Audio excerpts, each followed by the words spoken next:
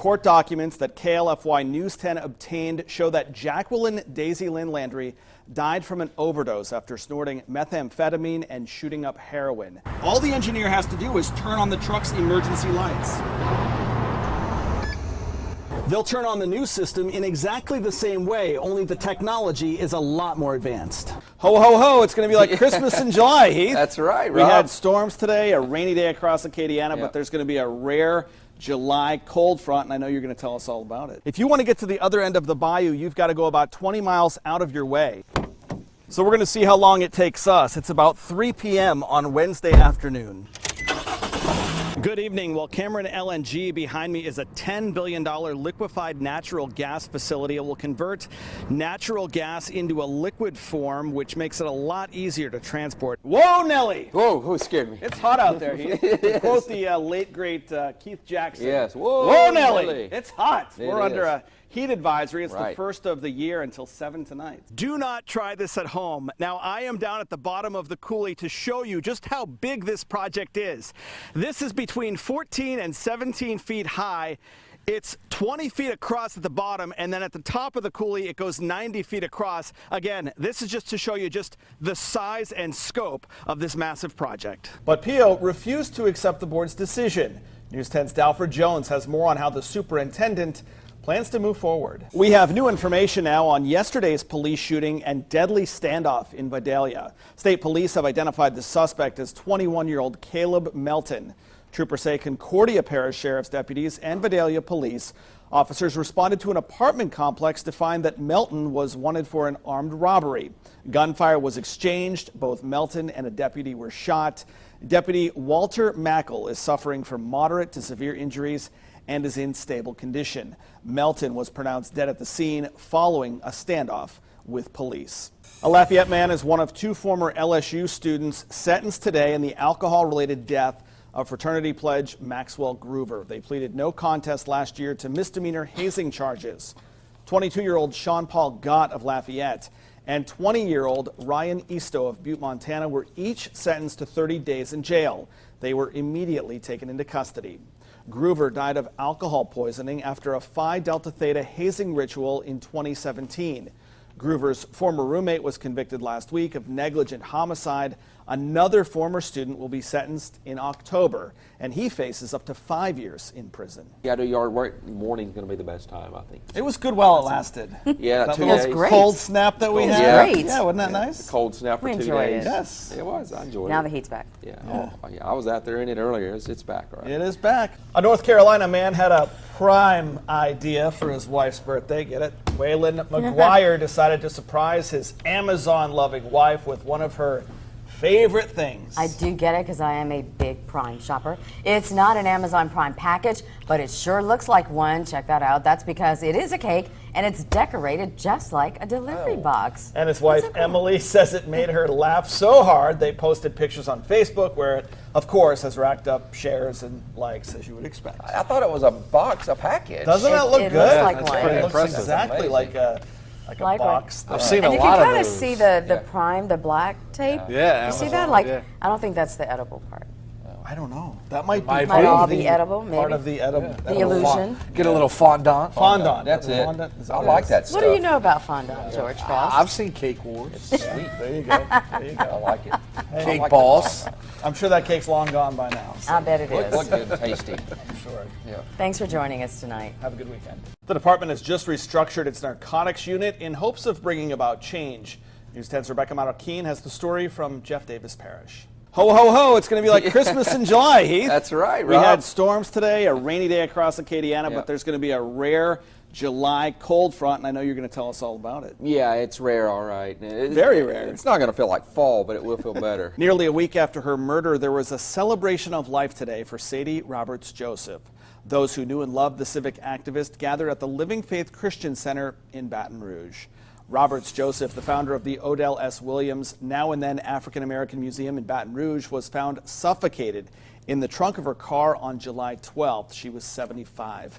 4 days later, police arrested Ron Bell, a registered sex offender who was a tenant of Roberts Joseph. Police say Bell was about $1,200 behind on rent payments to Roberts Joseph, but an official motive wasn't determined.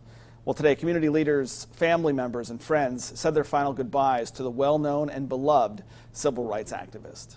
Both Governor John Bel Edwards and East Baton Rouge Parish Mayor President Sharon Weston Broome issued proclamations in the late civil rights leader's honor. Art Neville, the oldest member of the Neville brothers, died today at the age of 81. Neville earned a Grammy Lifetime Achievement Award last year, but was too ill to travel to Los Angeles for the award ceremony.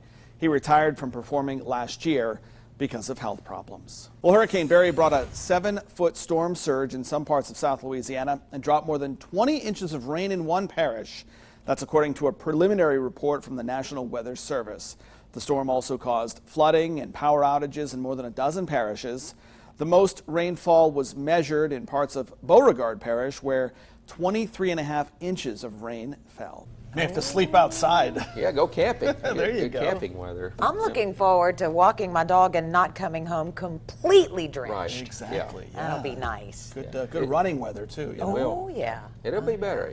It's going to put some folks in a better mood. That's right. News 10's Morgan Moore visited Evangeline Maid Baking Company to find out how they've been successful for so long. And Painter says that you can keep up with information about Evangeline Maid's 100 years of celebration. You can find links to the company's Facebook and Instagram page on our website, KLFY.com. Thanks so much, Madeline. Next on News 10, a noise complaint at a house party turns into a wild ride for this Texas police officer.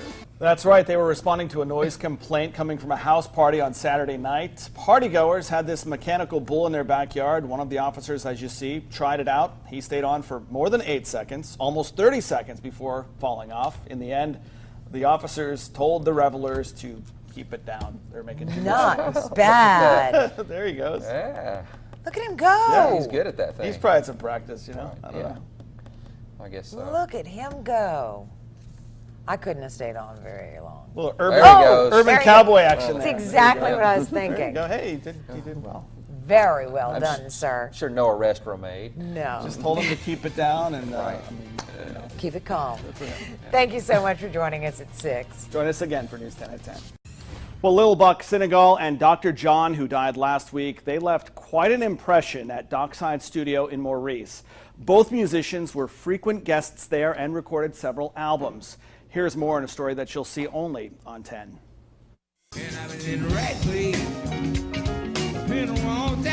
Dockside Studio owner Steve Nail says Dr. John and Lil Buck Senegal were members of the Dockside family. Cannot count the number of guitarists that Little Buck has influenced, or Dr. John with the pianist that he has influenced. Absolutely. It's just, they're masters. They both were masters. This is a bad week for musicians. Both musicians spent a lot of time at the studio. Dockside owner Cezanne Nails says Lil Buck was an iconic presence at Dockside. He is the best. He can do anything. He's amazing. Actually, as a storyteller, he is probably tied with his talent in playing guitar, too. They say Dr. John, who musicians called Mac, was a free spirit. He would use sage to clear the building of bad spirits and pray and meditate with everyone before every session. He is really that person. He's not putting it on. He talks that way. He lives that way.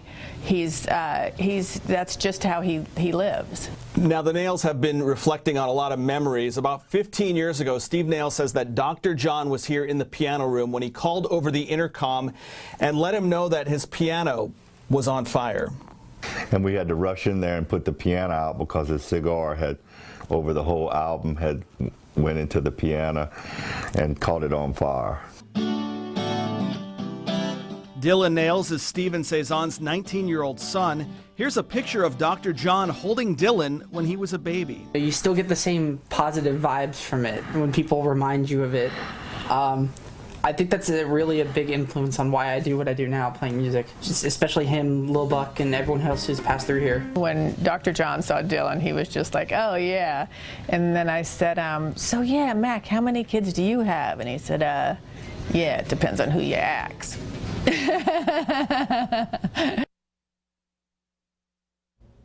Now, the Nails say that Dr. John hadn't been to Dockside Studio in about 10 years. Lil Buck was there just a few years ago. Now, Dylan Nails says that he saw him perform at the Acadiana Center for the Arts just a couple of months ago.